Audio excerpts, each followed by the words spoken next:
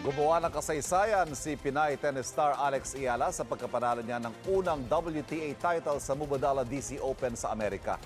Tinalo niya ang world number 3 na si Jessica Pegula. Ang laban na yan, sinubaybayan ng mga Pilipino sa ibang bansa, pati na dito sa Pilipinas. At may unang balita si EJ Gomez.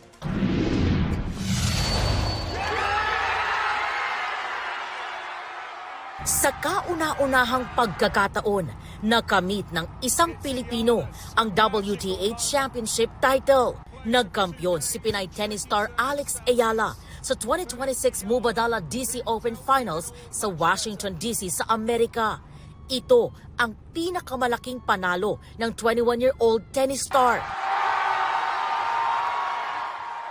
Historic ang laban matapos talunin ni Ayala sa rain-delayed finals ang world number 3 na si Jessica Pegula sa score na 4-6, 6-4, 6-0.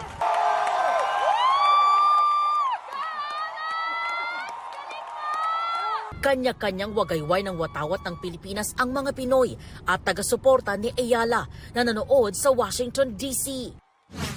Dito naman sa Pilipinas, ang ibang Pinoy nagpuyat para subaybayan ang historic match sa watch party sa isang sports bar sa Pasig. Walang tigil sa hiyawan at palakpakan ang fans sa tuwing makakapunto si Ayala.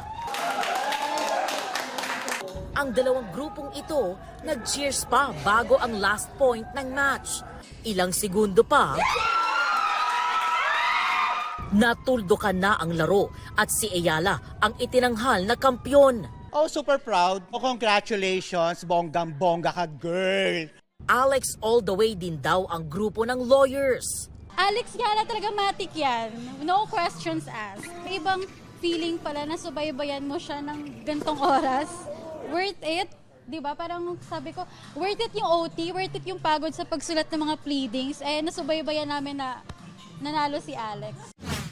Ilang fans ni Ayala rin ang nagtungo sa watch party sa Bonifacio Global City sa Taguig para panoorin ang laban.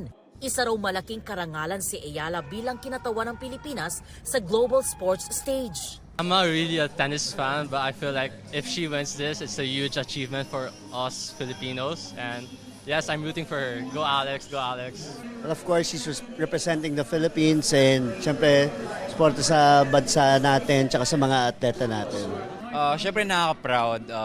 I'm not a tennis fan myself, but because of Alex, syempre nakaka-inspire to watch a fellow Filipino to win on the big stage.